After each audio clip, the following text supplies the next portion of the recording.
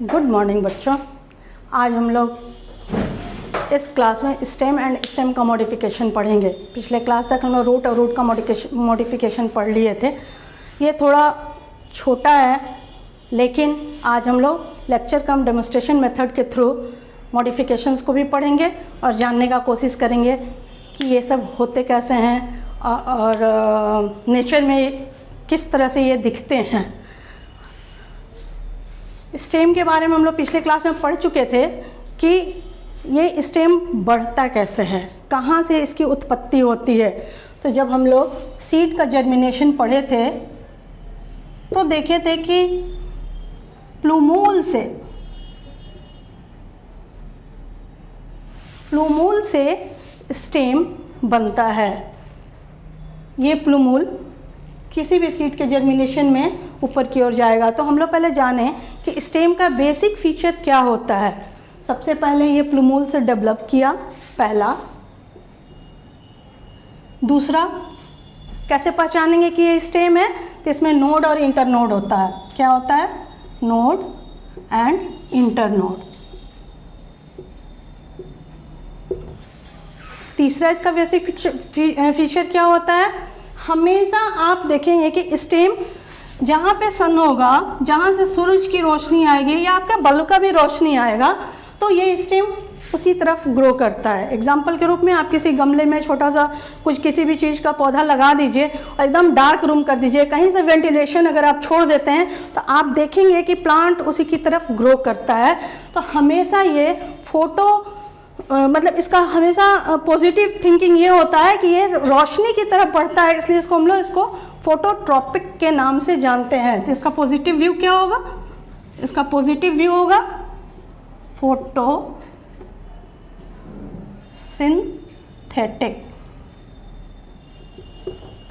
और चौथा, इसका नेगेटिव व्यू क्या होगा? कभी भी स्टेम चाहे वो अपने नेचर में होगा तब भी सन की तरफ जाएगा, कभी वो ग्रेविटेशनल फोर्स की तरफ नहीं जाता है। तो इसका नेगेटिव होगा, इसका नेगेटिव नेचर होगा कि ये ग्रेविटेशनल फोर्स की तरफ नहीं जाएगा।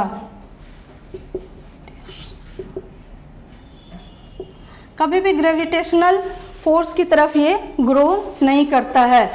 और इसका सबसे इम्पोर्टेंट कैरेक्टर होता है कि कोई भी अगर स्टेम होगा, अगर हम ये फिगर बनाते हैं तो आप देखेंगे कि इसमें नोड हुआ, ये नोड हुआ। हम लोग पिछले क्लास में इसको जान चुके हैं, तो बार बार एक ही बात को रिपीट नहीं करेंगे। तो ये है आपका नोड और यहीं पे आपका ये लीफ बना और इस लीफ पे एक्सिलरी बर्ड बना। इसको हम लोग पिछली क्लास में देखे थे, आज भी देखने का कोशिश करेंगे। तो आप देखेंगे कि इसमें जो नोड और इंटरनोड के बीच का ये पोर्शन है, इसको हम इंटरनोड के नाम से जानते हैं। और ये स्टेम नोड भी दिया, इंटरनोड दिया, लीफ देगा, ब्रांचेज भी देगा, फिर यहाँ पे फ्लावर्स भी देंगे, है ना। अब फ्रूट भी बन सकता है, यहाँ पे फूल भी बनेगा, यहाँ पे फल भी बन सकता है, ठीक है ना। तो स्टेम क्या क्या बियर किया? नोड इंटरनोड भी दिया, लीफ देता है, ब्रांचेस देता है, फ्लावर देता है, फ्रूट्स देता है, और फ्रूट के अंदर सीड्स होते हैं। तो ये है स्टेम का बेसिक फीचर, ठीक है। तो हम लोग जानने का कोशिश करेंगे। जैसे हम देख लें, ये आम है ना, तो आप देखिए, हम इसका डंठल को तोड़ के लाए हैं, तो ये एक ब्रांचेस से निकला हुआ है। ये धीरे धीरे ये मोटा होगा, ये देखिए इसका लीफ हो जाएगा, है ना। हर लीफ के पास से ये एक्सिलरी बर्ड है ना। यहाँ से आपका ब्रांचेस निकलेगा और यहीं से लीफ भी निकलेंगे और आगे की ओर हम देखेंगे कि कैसे क्या होता है। नेक्स्ट है आपका कि किसी भी स्टेम में देखते हैं अभी हम लोग कि किसी भी स्टेम में कुछ इम्पोर्टेंट वर्ड्स हैं जिसको हम लोग जानेंगे। ये है आपका स्टेम, हाँ, ये है आपका नोड और ये है आपका एपिकल बर्ड। एपिकल बर्ड, यहाँ पे होगा आपका एक्सिलरी बर्ड और यहाँ से एक लीफ निकल गया, ठीक है। ये लीफ है, ये एक्सिलरी बर्ड, यहाँ भी एक्सिलरी बर्ड होंगे, यहाँ भी एक्सिलरी बर्ड होंगे, यहाँ भी एक्सिलरी बर्ड होंगे। ये स्टेम में भी फॉर्म में होगा, जहाँ ये स्टेम निकला फिर आप देखेंगे कि यहाँ पे एपिकल बर्ड है, यहाँ से फिर लीफ निकल जाएगा ऐसे करके। ठीक है, तो इस चीज़ को जानने का कोशिश करेंगे कि ये एपिकल बर्ड होता कहाँ है, इसका क्या फंक्शन होता है। अभी हम लोग इसको देखेंगे और जानेंगे। एपिकल बर्ड में हमेशा मेरिस्टेमेटिक टिश्यू होता है। हम लोग पिछले क्लास में पढ़े हुए हैं कि किसी भी रूट के टिप पे हो या स्टेम के टिप पे हो, ये मेरिस्टेमेटिक टिश्यू हमेशा टिप पर होता है, तो ये आगे की ओर बढ़ने में हमारी मदद करता है। चाहे ब्रांच को आगे की ओर बढ़ा दे या उसके मुख्य शाखा को आगे की ओर बढ़ा दे, वो आगे बढ़ाने में हमारी मदद करता है। तो हम देखेंगे कि एपिकल जो बर्ड होता है वहाँ पे आप एक चीज़ ध्यान से देखेंगे कि यहाँ पे बहुत सारे इस तरह से लीफ बने हुए रहते हैं। ये एपिकल बर्ड इस तरह से लीफ लाइक स्ट्रक्चर, इस तरह से लीफ लाइक स्ट्रक्चर। जैसे जैसे ये मैच्योर होगा ये नीचे की ओर आएगा, फिर यहाँ पे नया होगा, ये ग्रो करता जाएगा, यहाँ पे नया एपिकल बर्ड बनता चला जाएगा और ये पत्तियाँ जो हैं ये नीचे की ओर बड़ी पत्तियाँ में बनती चली जाएंगी। तो इस आम के पौधे में बहुत ही सुंदर एपिकल बर्ड दिखाई दे रहा है। आप देख सकते हैं ये है आपका एपिकल बर्ड, देखिए ये है एपिकल बर्ड, ये पूरा ये छोटी छोटी पत्तियाँ, या ये जो आपका ये पोर्शन है ये मेरिस्टेमेटिक टिश्यू का पोर्शन है जो बढ़ने में आपकी मदद करेगा।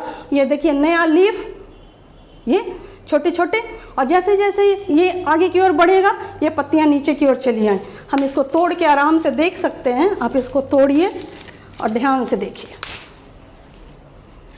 देखिए ये है आपका नोड, है ना।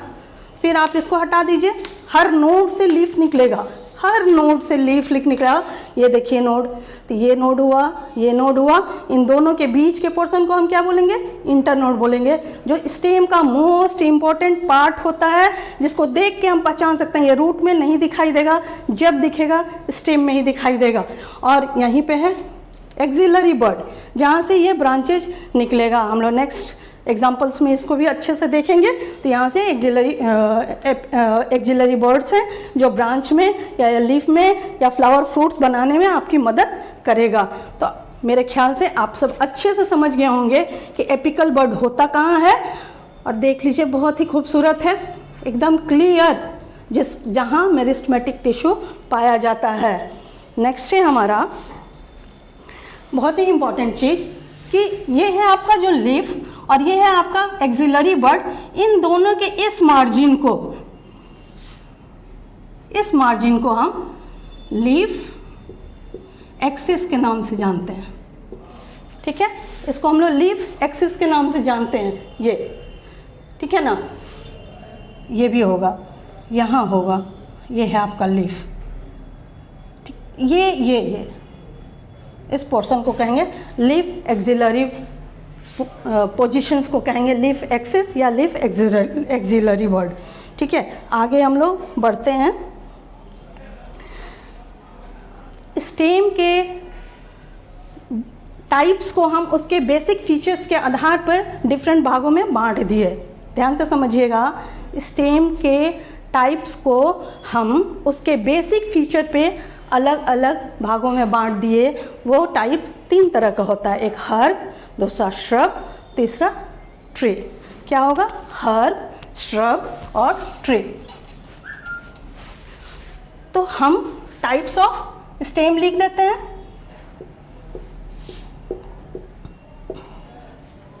ऑन द बेसिस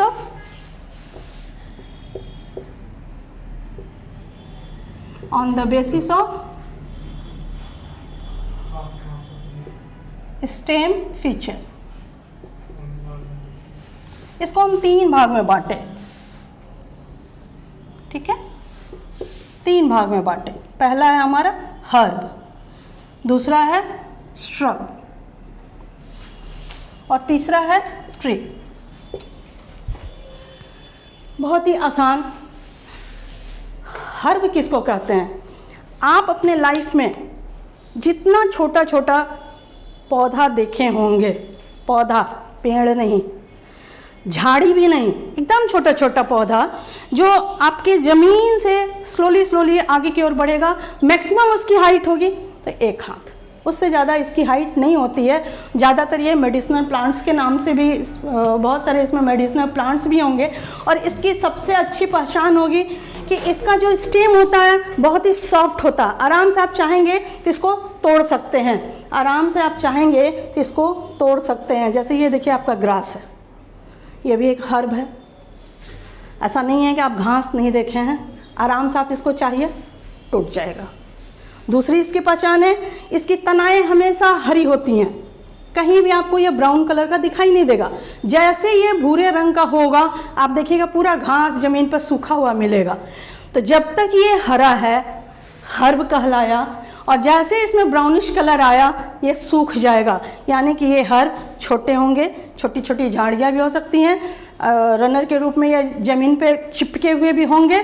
और बहुत सारे इसमें मेडिसिनल प्लांट्स भी आते हैं, जैसे एग्जांपल के रूप में आप शंखपुष्पी का नाम जानते होंगे, ब्राह्मणी का नाम जानते हैं। ये आपका जो ये ग्रास है ये भी एक मेडिसिनल प्लांट है। जौ है उसको भी आप अगर लगाते हैं तो वो भी आपका एक मेडिसिनल प्लांट है, जो आयुर्वेदा में उसका बहुत सारा उपयोग में आता है।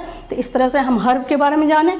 और ऐसे रोज़ दिन खान पान के इसमें आप टमाटर को बहुत अच्छे से देखें, उसका भी छोटा सा पौधा होता है, आप चाहें तो उसको आराम से तोड़ेंगे टूट जाएगा। उसका पूरा स्टेम है ग्रीन कलर का, कहीं भी आपको ब्राउनिश कलर का वो दिखाई नहीं देता है। जब टमाटर के पौधे ब्राउन कलर के दिखने लगेंगे उसके स्टेम, तो आप देखिएगा वो सूख जाता है। नेक्स्ट है आपका श्रब। धरती पे बहुत ही रोज़मर्रा की ज़िंदगी में आप इन श्रब को देखे होंगे, जैसे नींबू। कोई ऐसा बच्चा नहीं है जो नींबू नहीं देखा होगा, नींबू के पौधे आप नहीं देखे हैं।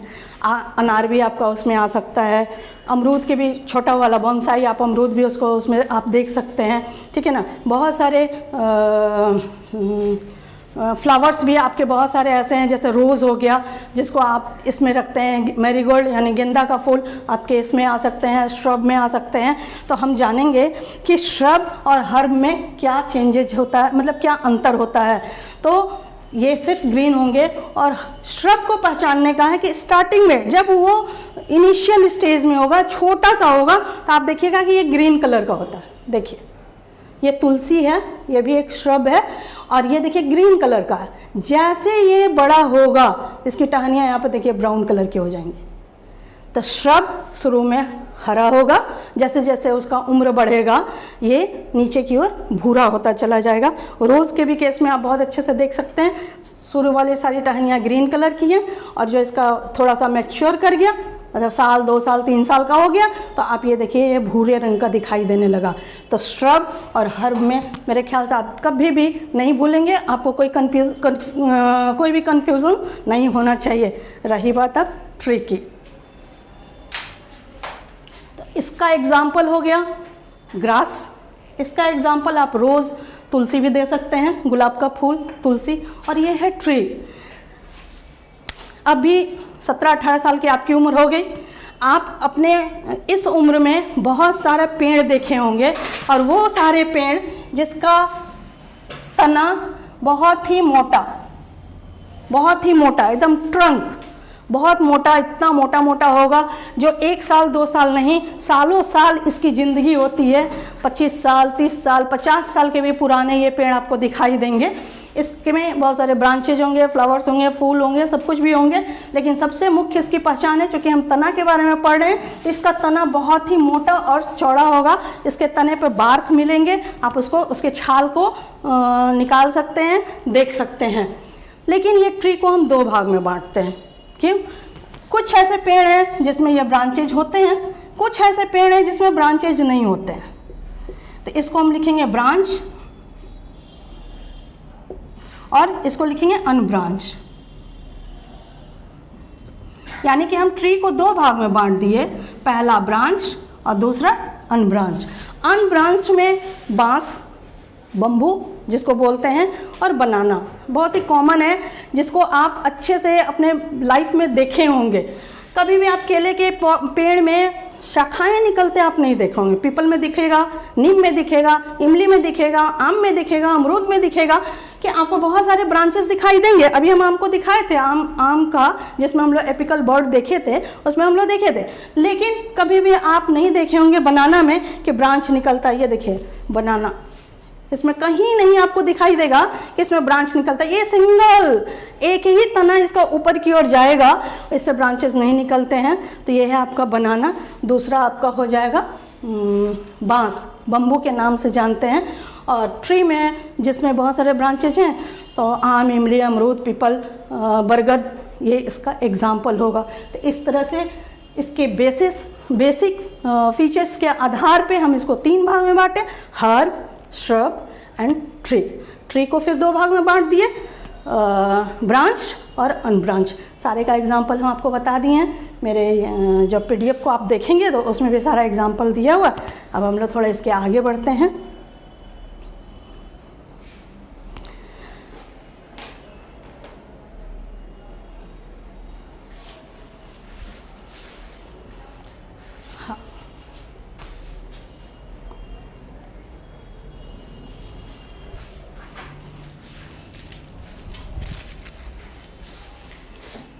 बहुत ही इम्पॉर्टेंट है किसी भी पेड़ का ग्रोथ करने में। सबसे पहले हमको मदद करता है एपिकल बर्ड, जिसको हम लोग इस प्लांट में देखे थे। ये है आपका एपिकल बर्ड, ठीक है। इसको पहचान, आप अच्छे से पहचान गए। अपने लाइफ में जब भी आप घर से बाहर निकलें, हर पेड़ पौधे को नज़दीक से जाकर देखने का कोशिश करेंगे तो एकदम क्लियर व्यू आपको एपिकल बर्ड्स का दिखाई देगा। ये है आपका एपिकल बर्ड। ये ग्रोथ करता है किसकी वजह से? मेरिस्टेमेटिक सेल की वजह से बढ़ता है। और इस मेरिस्टेमेटिक सेल के चारों तरफ ये लीफ होते हैं, ठीक है ना, जो इसको सराउंडिंग कवर किए हुए रहते हैं। किसको कवर करते हैं? मेरिस्टेमेटिक टिश्यू को ये लीफ कवर किया हुआ रहता है, और इस पोर्शन को हम एपिकल बर्ड बोले। हम लोग अभी तक में बार बार एक वर्ड ला रहे थे, वो है बर्ड, BUD बर्ड, जिसको कली भी बोलते हैं। फूल का भी कली होगा, और लीफ जहाँ से निकलता है उस जगह को भी बोलते हैं एपिकल बर्ड। यहाँ पे मेरिस्टेमेटिक टिश्यू पाया जाता है, जिसके चारों साइड से लीफ उसको कवर किए हुए रहता है। जैसे ये मेरिस्टेमेटिक टिश्यू है, और इसके चारों साइड से ये लीफ इसको कवर किए हुए है। अभी हम आपको दिखाए थे, अभी आप देख लीजिए। मेरिस्टेमेटिक टिश्यू ग्रोथ करने में हमारी मदद करता है। और जैसे जैसे ये मैच्योर होगा, ये लीफ मैच्योर होगा, ये नीचे की ओर आता चला जाएगा। ये जितना नीचे जाएगा उतनी चौड़ी और उतनी बड़ी, जितना उसका साइज होगा वो अपने साइज जितना बड़ा हो जाता है। तो नीचे वाला और ऊपर की ओर ये बढ़ता चला जाएगा, तो आपका पेड़ या शाखा जो भी हैं वो आगे की ओर बढ़ते जाएंगे, और ट्री को घना करता जाएगा, पौधे को घना करता जाएगा, श्रब को भी घना करता जाएगा। हर लीफ के बीच में आप देखिएगा एपिकल एक्सिलरी बर्ड होते हैं। ये एक्सिलरी बर्ड का क्या काम है? यहाँ से ब्रांचेज भी निकल सकते हैं। यहाँ से जब ब्रांच निकलेंगे फिर उसमें लीफ निकलता चला जाएगा, इस तरह से ये बढ़ता चला जाएगा। इस लीफ और ये इंटर नोड, एक नोड और 2 नोड के बीच में ये लीफ, और इस नोड के इस बीच के पोर्शन को हम एक्सिलरी लीफ एक्सिस के नाम से जानते हैं, लीफ एक्सिल के नाम से जानते हैं। किसको जानेंगे? ये नोड और इस लीफ के इस पोर्शन को, यहाँ पे देखिए हमने दिखाया है, लीफ एक्सिल के नाम से जानते हैं। सिर्फ इस डिस्टेंस को बोलते हैं, इसका कोई रोल नहीं होता, बस ये आपको जानने के लिए, समझने के लिए इसको बोलते हैं, ठीक है। फिर ये एक्सिलरी बर्ड है, जिसको हम लोग बार बार में किए हैं। एक्सिलरी बर्ड भी 2 तरह का होता है। इसका 2 काम है, इसका 2 फंक्शन है। एक ब्रांचेस निकालने में मदद करता है हमारी, दूसरा फ्लावर जो बनता है उसमें भी ये एक्सिलरी बर्ड हमारी मदद करता है। और ये एक्सिलरी बर्ड का ये रोल हुआ, इसका मुख्य काम हुआ, ठीक है। ये है 2 नोड के बीच का पोर्शन, इंटरनोड कहलाया। ये आपका पूरा का पूरा स्टेम कहलाया, और ये जितने भी आपको दिख रहे हैं ये नोड कहलाए। इसका हम जानेंगे कि इस प्लांट्स का जो बेसिक पोजीशंस होता है वो कौन कौन सा होता है। तो पहला हुआ apical bud on the tip of main stem and branch. दूसरा leaf develop from apical bud. और तीसरा एक्सिलरी बर्ड का हुआ leaf develop from apical bud. और तीसरा एडवेंटिटियस बर्ड, किसी भी पौधे का अपने से हटकर, जो उसका मेन पोजीशन है उससे हटकर अगर उस पर कोई कली दिख जाए, कोई पौधा निकलता दिख जाए, कोई ब्रांचेज आते दिखाई दे दे, तो उसको हम क्या बोलते हैं, अदर देन नोड। नोड के अलावा किसी जगह से अगर आपका ये पौधे बनते हुए दिखाई दे दें तो उसको हम एडवेंटिशियस बर्ड के नाम से जानते हैं। और ये है आपका आलू। इस आलू में आप बहुत अच्छे से देख सकते हैं कि ये आँख है। जितनी भी आँख होंगी हर आँख पे ये बर्ड दिखाई देता है, ये बर्ड बनता है। और जब इसको काट के आप ज़मीन में लगा देंगे तो ये एक नया पौधा ग्रो करता है। तो ये स्टेम से नहीं हुआ, ये मॉडिफाइड स्टेम है, ठीक है ना। तो आप देख सकते हैं कि इस स्टेम से ब्रांच नहीं निकला, इस स्टेम से कोई दूसरा शाखाएँ नहीं बनी, हाँ, ना ही इसमें से कोई फ्लावर एंड फ्रूट्स बना। ये है आपका अंडरग्राउंड स्टेम, इसमें ये है बर्ड जिसको हम एडवेंटिशियस बर्ड के नाम से जानेंगे। और आलू, पोटैटो इसका मोस्ट इम्पॉर्टेंट एग्जाम्पल है। हम लोग थोड़ा आगे बढ़ें, ब्लैक बोर्ड पे चलते हैं।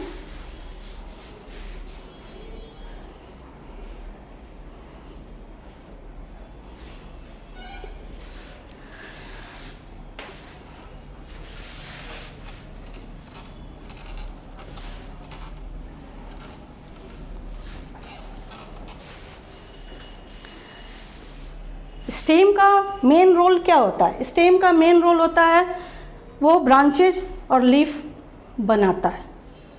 उसके तना से ब्रांच और लीफ उत्पन्न होता है, बनता है, ये एक इसका रोल होगा। दूसरा, वाटर और फूड को मतलब ट्रांसपोर्ट में मदद करता है। पानी और वाटर मिनरल्स जो एब्जॉर्ब करके रूट और जाइलम फ्लोएम उस तक पहुंचाते हैं तो वो उसको ट्रांसपोर्ट करने में मदद कर देता है। और इसका जो वाटर मिनरल्स जब ये स्टेम एब्जॉर्ब करते हैं वहाँ तक जब पहुँचता है तो फोटोसिंथेसिस में भी ये हमारा मदद करते हैं। और तीसरा हो जाता है इसका कि ये हार्मोन्स भी प्रोड्यूस करता है। तो ये है स्टेम का मेन रोल, ठीक है। आगे हम लोग देखेंगे, सबसे इम्पॉर्टेंट है मॉडिफिकेशन, स्टेम मॉडिफिकेशन। जितना भी क्वेश्चन आएगा, चाहे रूट मॉडिफिकेशन से आए, स्टेम मॉडिफिकेशन से आए या लीफ के मॉडिफिकेशन से आता है, तो हम जानेंगे कि स्टेम मॉडिफिकेशन कैसा होता है, कितने तरह का होता है। तो स्टेम मॉडिफिकेशन को भी हम 3 भाग में बांट दिए। कौन कौन सा? स्टेम मॉडिफिकेशन को हम 3 भाग में बांटे।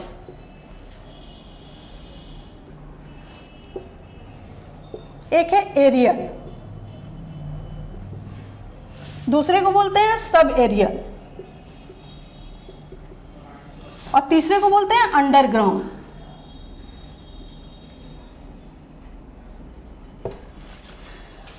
आप ध्यान से और हमेशा के लिए याद कर लीजिएगा कि स्टेम मॉडिफिकेशन को 3 भाग में बांट दिए, एरियल, सब एरियल और अंडरग्राउंड, ठीक है। एरियल को भी 3 भाग में बांटे, सब एरियल को 4 भाग में बांटे और अंडरग्राउंड को 4 भाग में बांटे। यानी कि टोटल हमको कितना एग्जाम्पल याद करना होगा? 11। कितना? 11। एरियल का देखें, पहले हम लोग एरियल के बारे में जाने। पहला होगा थॉर्न, कांटा। दूसरा होगा टेंड्रिल, और तीसरा होगा फोटोसिंथेटिक।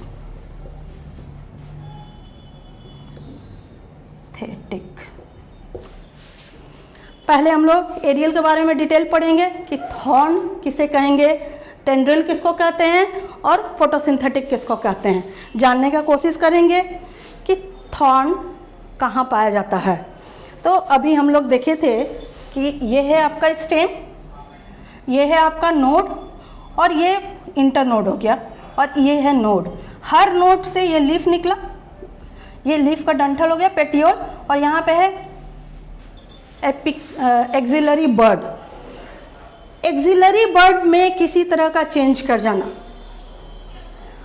स्टेम मॉडिफिकेशन का सबसे पहला मतलब क्या होगा? स्टेम से हटकर, जो उसका बेसिक फीचर है उससे हटकर अगर इसमें कोई भी चेंजेस दिखाई दिया वो मॉडिफिकेशन कहलाया।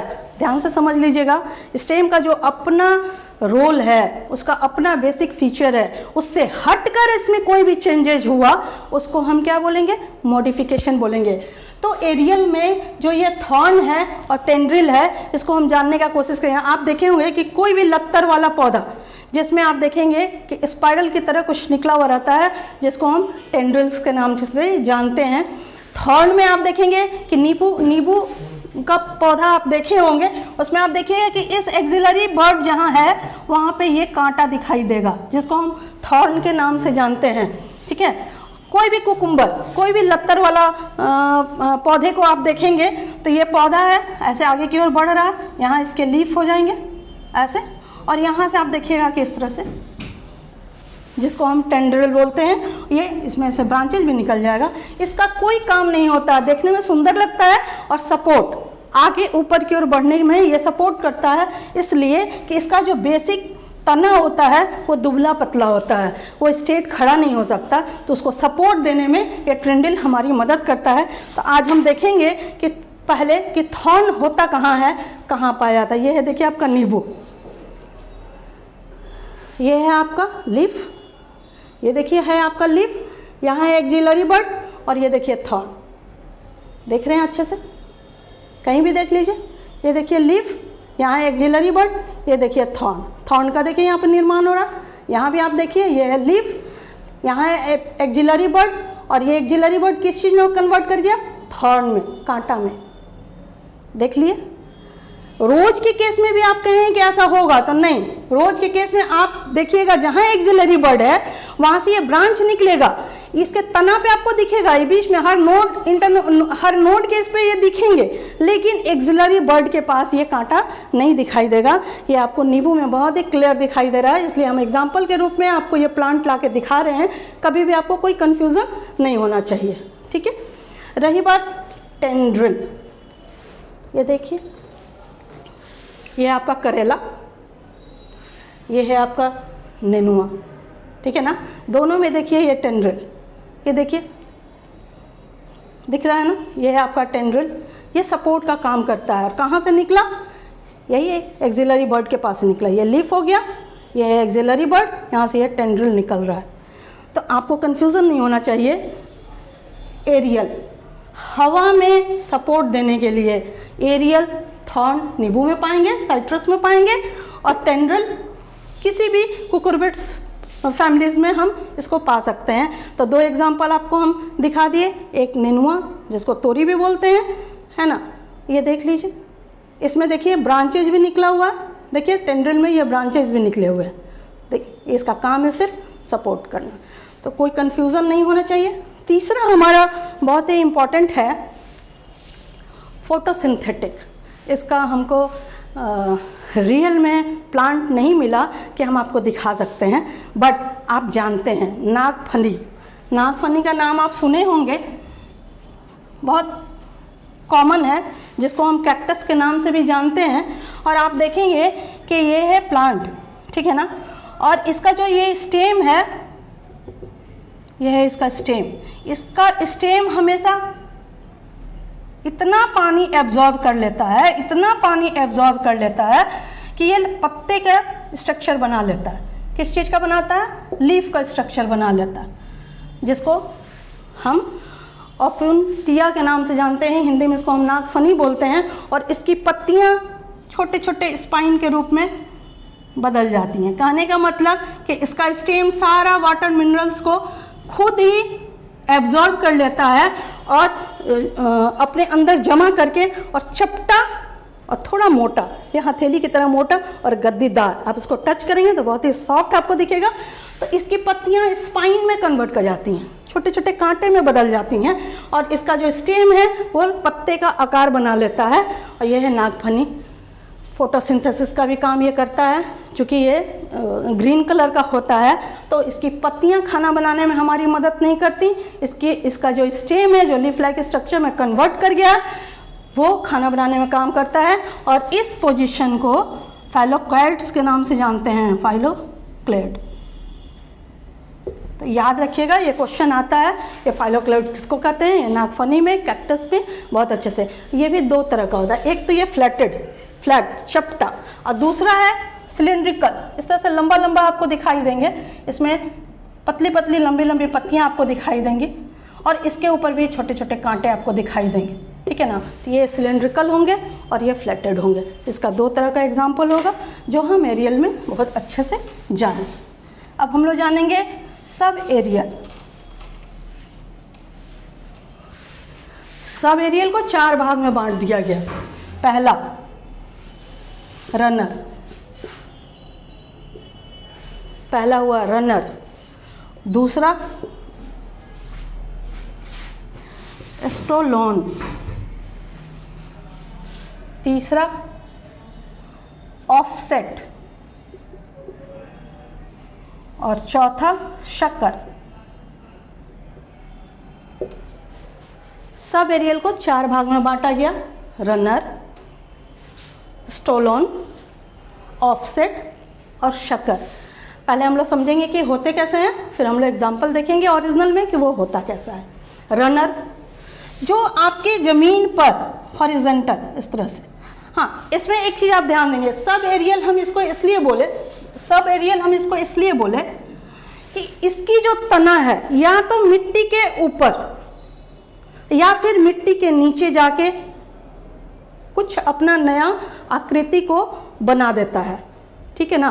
तो या तो ये मिट्टी के ऊपर या मिट्टी के नीचे, लेकिन क्या होगा, तना होगा और इसमें चेंजेस पाए जाएंगे जो रनर में भी आपको बहुत अच्छे से देखने के लिए मिलेगा। ये है आपका मिट्टी और आप इस पर देखेंगे कि घास, ग्रास है, इस तरह से आगे की ओर बढ़ता चला जा रहा है, ठीक है ना। ऐसे बढ़ता गया, फिर यूँ ऐसे बढ़ा, फिर रनर मतलब दौड़ रहा है। इतनी तेज़ी से ये ज़मीन पर आगे की ओर फैलता है कि आप घास को लगा के देखिए, उसको फैलने में ज़्यादा टाइम नहीं लगेगा। और ये है इसका नोड, ये नोड हुआ, ये नोड हुआ, ये नोड हुआ। हर नोड पे नीचे में आप देखेंगे कि जड़ निकल गया झाड़ी जैसा, और यहाँ पे आप देखेंगे कि लीफ निकल गया, ठीक है। तो रनर, इसका रनर का ग्रास बहुत ही मोस्ट इम्पॉर्टेंट एग्जाम्पल है जिसको हम बहुत आसानी से बहुत अच्छे से देख सकते हैं। देखिए देखिए इसका क्या, ये ज़मीन पे मिट्टी पे इस तरह से है ना। देखिए ये सॉइल पे अच्छे से ये ग्रो करते हैं, इस तरह से ग्रो करेंगे। और देखिए जहाँ भी इसको मिट्टी मिला वहाँ पर बढ़ता चला गया, बढ़ता चला गया। देख लीजिए इसका ऐसा नहीं है कि ग्रेजुअली एक ही साइड में जाए, कहीं भी जहाँ होगा ये नेटवर्किंग अपना फैलाता चला जाएगा और पूरे सॉइल को कवर कर लेता है। रनर, इसका रनर का ग्रास बहुत ही सिंपल और आसान सा एग्जाम्पल है जिसको आप कभी भी नहीं भूलेंगे। दूसरा है स्टोलोन। स्टोलोन, इसमें आप देखेंगे कि ये सॉइल है, ठीक है। यहाँ पे ये प्लांट नीचे की ओर गया, फिर ऊपर, जैसे ये कोई प्लांट है, इसमें लेटरल स्टेम निकला, थोड़ी दूर आगे बढ़ा, फिर ये ज़मीन के नीचे चला गया, फिर ये ऊपर की ओर आया, फिर यहाँ से एक लेटरल निकला, ज़मीन के नीचे चला गया, फिर ये ऊपर की ओर आया, फिर यहाँ लेटरल हुआ, इस तरह से इसमें लीफ बनता चला गया, ठीक है ना। तो कहने का मतलब कि स्टोलोन में जो स्टोलोन का जो एग्जाम्पल होगा वो रूट से, उसके मेन एक स्टेम से साइड से एक लेटरल निकलेगा, वो थोड़ा आगे बढ़ के फिर वो ज़मीन को टच करेगा, फिर वो आगे की ओर बढ़ेगा। इस तरह से वो आगे की ओर बढ़ता चला जाएगा और घना होता चलेगा। और यहाँ पे इसके जहाँ ये मिट्टी से टच करेगा वहाँ पे इसका ये रूट निकल जाएगा। मिंट यानी कि पुदीना, पुदीना इसका बहुत ही अच्छा एग्जाम्पल है जो अभी हम आप लोगों के लिए लेके आए हैं। देखिए ये है पुदीना, देखिए आप अच्छे से इसको देख लीजिए। ये इसका मेन है, मेन स्टेम, ये ज़मीन पे। और लेटरल में देखिए ये सारे इसके लेटरल हैं, सॉरी ये देखिए लेटरल है। आप ध्यान से देखेंगे कि एक बराबर नहीं है, हल्का ऊपर की ओर गया, फिर ये नीचे की ओर झुक गया, फिर आगे नीचे से गया, फिर ये ऊपर की ओर आया, फिर नीचे की ओर झुक गया। और ये जहाँ जहाँ ज़मीन पर टच करेगा, ये देखिए इसका रूट देख लीजिए, ये इसके लेटरल है, लेटरल स्टेम। ये देखिए इसके लेटरल स्टेम, देखिए इसके लेटरल स्टेम है, ठीक है ना। तो ये इसका जो मेन स्टेम होगा वो इस तरह से, और जितने भी लेटरल हैं, जितने भी ये लेटरल हैं, देखिए वो नीचे की ओर जाएंगे, फिर ये ऊपर की ओर आ जाएंगे, सॉइल के ऊपर आएंगे, और इस तरह से ये पूरी ज़मीन पे घना होता चला जाएगा। तो पुदीना इसका, स्ट्रॉबेरी भी इसका एक अच्छा सा एग्जाम्पल है, लेकिन स्ट्रॉबेरी हमारे यहाँ पाया नहीं जाता, इसलिए हम उसको आपको दिखा नहीं सकते हैं। नेक्स्ट है, मतलब रनर और स्टैलोन में आपको कन्फ्यूज़न नहीं होना चाहिए। ऑफसेट, ये ज़्यादातर तालाब में, नहर में, नदी में आपको मिलेगा। और सबसे अच्छे से ये कब दिखाई देते हैं, जब आपके नदी में बाढ़ आता है, उस वक्त आप इसको देखेंगे कि पूरे नदी के किनारे पे ये छाया हुआ रहेगा, ठीक है ना। ये हॉरिजॉन्टल, और इसका जो स्टेम का डंठल होता है वो फूल जाता है इस तरह से, ठीक है। और उसकी जो पत्तियां होती हैं वो इस तरह से बन जाती हैं, इस तरह से ऐसे, ठीक है ना। तो ये ऐसे फूला हुआ, फिर ये पत्ती, ये फूला हुआ इस तरह से, फिर यहाँ पे इसकी पत्तियाँ, और यहाँ जड़, यहाँ भी फिर ये इसी तरह से बनेंगे इस तरह से।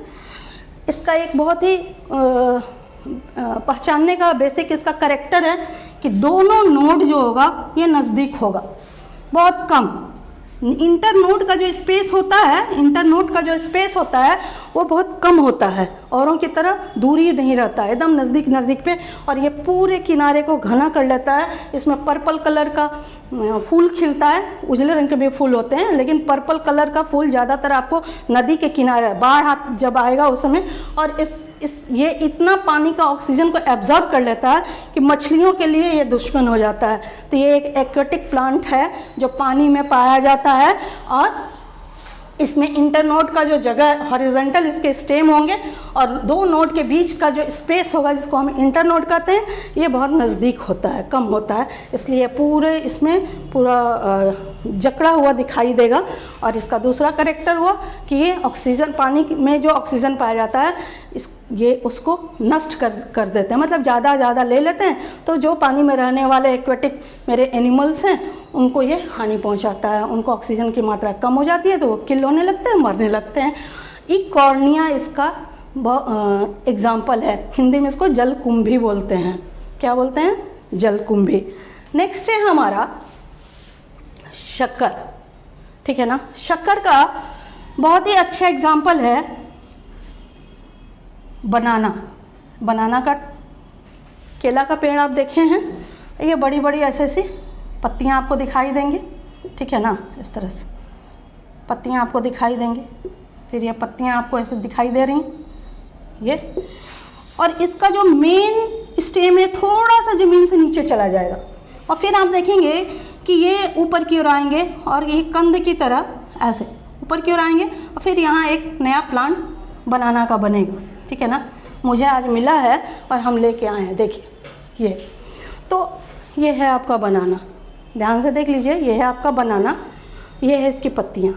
तो ये जो इसका मेन स्टेम है वो ज़मीन से थोड़ा नीचे रहेगा, और ये कभी भी ब्रांच इसमें से नहीं निकलेगा, ये नीचे जो ज़मीन में होंगे वही ऊपर की ओर निकलेंगे, थोड़ा सा टेढ़ा होकर ये निकलेंगे, और आप देखेंगे कि बहुत सारा इसके जड़ के पास बहुत सारा बनाना का ट्री आपको दिखाई देगा। बांस के केस में भी आप देखते हैं, बम्बू के केस में भी आप देखेंगे कि पूरा गुच्छे के जैसा आपको, जंगल जैसा एकदम आपको बांस का झाड़ी दिखाई देने लगेगा।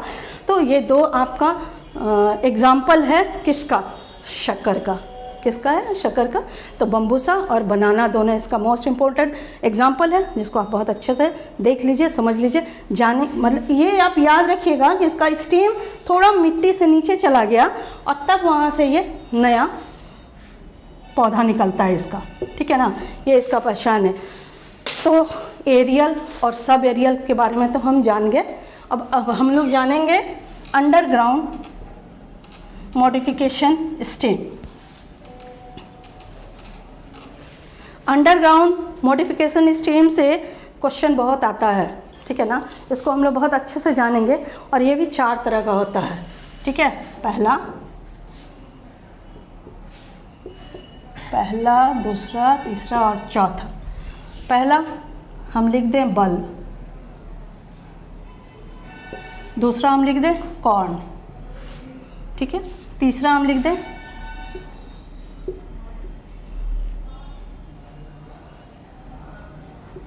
राइजोम, और चौथा मेरा क्या हो जाएगा? ट्यूबर।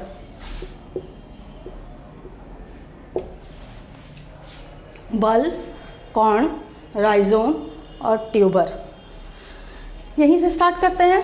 ट्यूबर, ये है इसका एग्जाम्पल पोटैटो, ठीक है। ये देखिए, ये है आपका पोटैटो, ठीक है ना। ये कभी भी नहीं देखेंगे कि इसका ब्रांच निकला और ये हुआ। इसके केस में क्या होगा कि ये मिट्टी है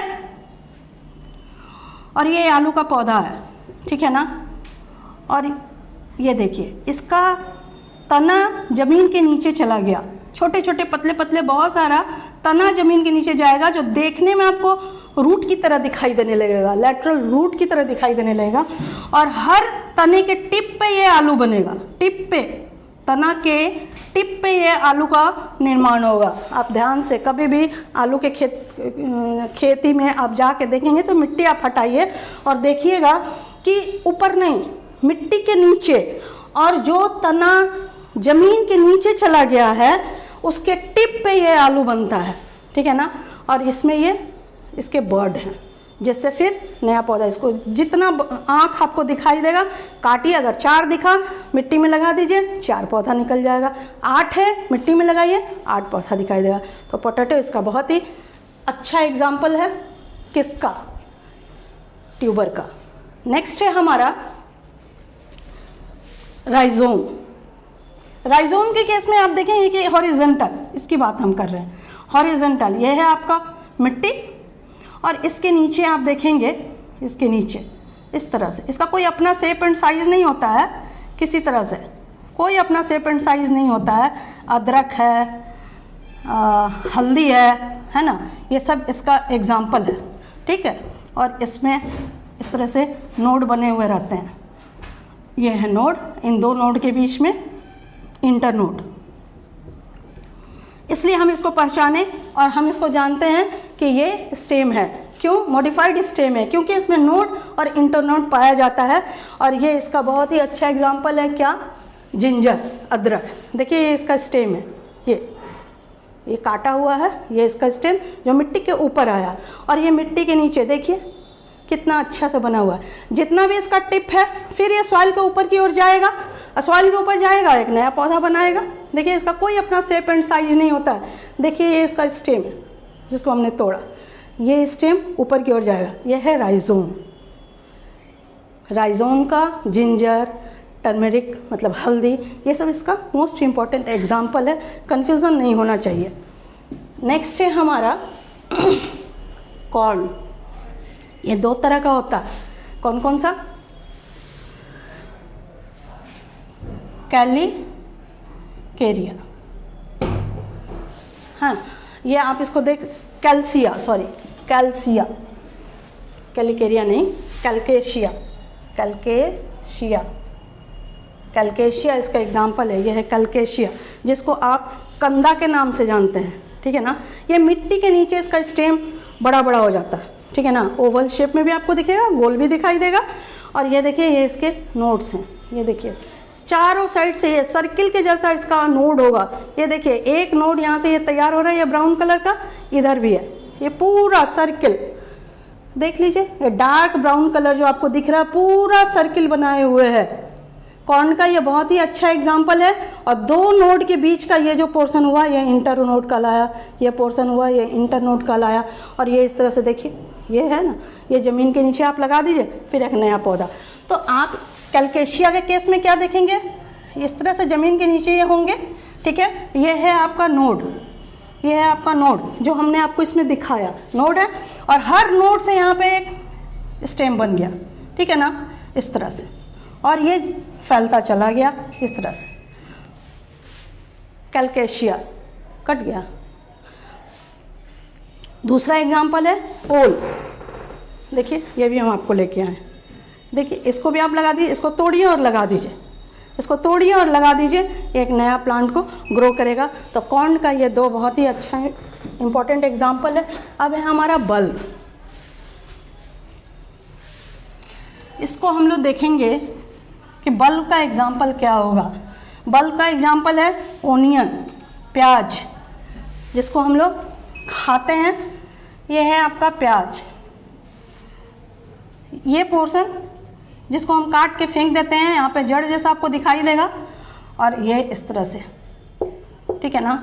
आप देखेंगे कि ये नोड के पास फ्लैटेड स्टेम, चपटा हुआ स्टेम।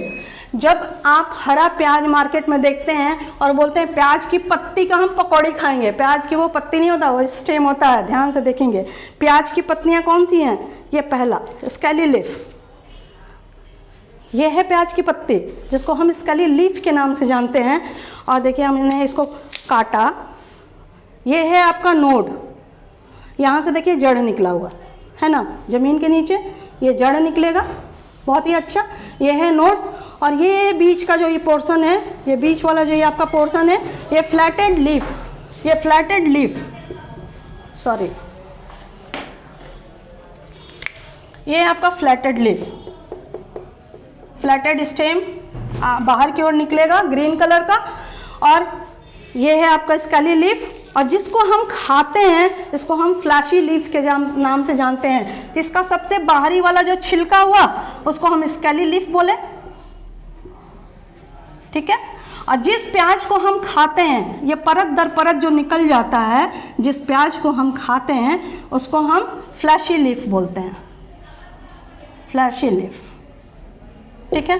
तो बल्ब का ये बहुत ही अच्छा एग्जाम्पल है, ओनियन, हाँ, लहसुन, गार्लिक जिसको आप बोलते हैं, लहसुन, ये सब इसका एग्जाम्पल है। तो बच्चों आज हम लोग स्टेम एंड स्टेम मॉडिफिकेशन को पढ़े। उम्मीद करते हैं कि आपको ये अच्छा लगा होगा, और हम थोड़ा सा बोर्ड की तरफ बढ़ते हैं और देखते हैं एक मेमोरी मैप। स्टेम मॉडिफिकेशन का हमने एक मेमोरी मैप बनाया है। आप इस तरह से मेमोरी मैप अगर आप बना लेते हैं तो कभी भी नहीं भूलेंगे।